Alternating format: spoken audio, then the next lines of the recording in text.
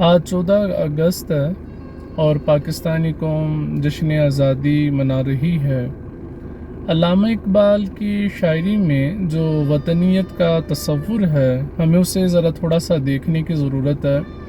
اقبال کی شاعری چونکہ تدریجی ہے، اقبال کی سوچ تدریجاً پروان چڑھی ہے۔ شروع میں اقبال انہوں نے اپنی شاعری میں ہندوستان کا ذکر کیا، ہندی کا ذکر کیا۔ مثلا ایک جگہ ان کے اشعار ہیں کہ سارے جہاں سے اچھا ہندوستان ہمارا، ہم بلبلیں ہیں اس کی یہ گلستان ہمارا، مذہب نہیں سکھاتا آپس میں بیر رکھنا، ہندی ہے ہم وطن ہے ہندوستان ہمارا۔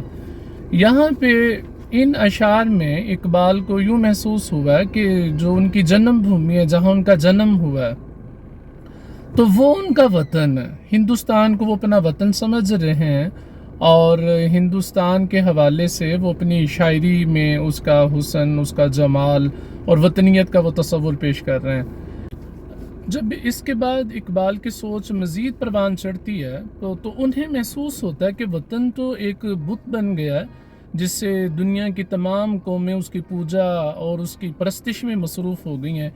پھر انہوں نے وطنیت کے اوپر چوٹ کی اور اپنی وہ شاعری میں کہتے ہیں کہ ان تازہ خداؤں میں بڑا سب سے وطن ہے، جو پیرہن اس کا ہے وہ مذہب کا کفن ہے، یہ بت کے تراشیدہ تہذیب نوی ہے، غارت گر کا شانۂ دین نبوی ہے۔ اور بڑا خوبصورت انہوں نے کہا کہ بازو تیرا توحید کی قوت سے قوی ہے، اسلام تیرا دیس ہے تو مصطفی ہے۔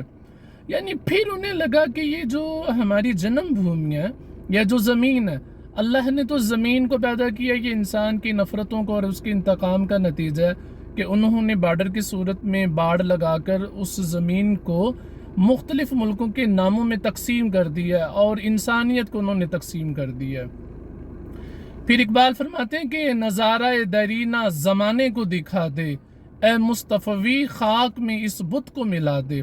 یعنی دیکھیں شروع میں اقبال ہندوستان کو اپنا وطن سمجھ رہے ہیں، پھر انہیں لگا کہ وطن تو ایک بت کی طرح ہے اور اس کی پرستش اور اس کی عبادت اور پوجا کی جا رہی ہے دنیا کے اندر۔ انہوں نے پھر وطنیت کے اوپر چوٹ کی اور پھر مسلمان کو یہ سمجھایا کہ اس کا جو اصل وطن ہے وہ اسلام تیرا دیس ہے تو مصطفی ہے۔ فارسی کی ایک نظم میں وہ کہتے ہیں کہ ہر ملک ملک ماست کہ ملک خدا ماست ہے۔ وہ کہتے ہیں کہ تمام ملک ہی ہمارے ملک ہیں، وجہ کیونکہ یہ سارے کے سارے ملک ہمارے خدا کے ملک ہیں اور وہ ہمارے ملک ہوئے۔ اور پھر ایک جگہ وہ اپنی شاعری میں کہتے ہیں کہ چین و عرب ہمارا، ہندوستان ہمارا، مسلم ہے ہم، وطن ہے سارا جہاں ہمارا۔ اس سے ہمیں یہ پتہ چلا کہ اقبال کی شاعری میں جو وطنیت کا تصور ہے، شروع میں انہوں نے ہندوستان کو وطن سمجھا، پھر انہیں یہ ان کی سوچ جب پروان چڑھی تو انہوں نے پھر وطنیت کے خلاف لکھا اور اس کو ایک بت قرار دیا کہ جس کی عبادت اور پرستش میں مختلف قومیں جو ہیں مصروف عمل ہیں۔ پھر انہوں نے مسلمان کو ایک نیا تصور دیا کہ جو مسلمانوں کا جو وطن ہے وہ اسلام ہے، اسلام تیرا دیس ہے تو مصطفی ہے۔ اور یہ پوری کی پوری کائنات اور جتنے بھی اس میں ممالک ہیں اقبال کی شاعری کے اندر، وہ کہتے ہیں کہ ہر ملک ہی ہم مسلمانوں کا ملک ہے، چونکہ وہ ہر ملک ہی ہمارے خدا، ہمارے رب کا ملک ہے۔ اس طرح ان کی شاعری میں وطنیت پروان چڑھتی ہے۔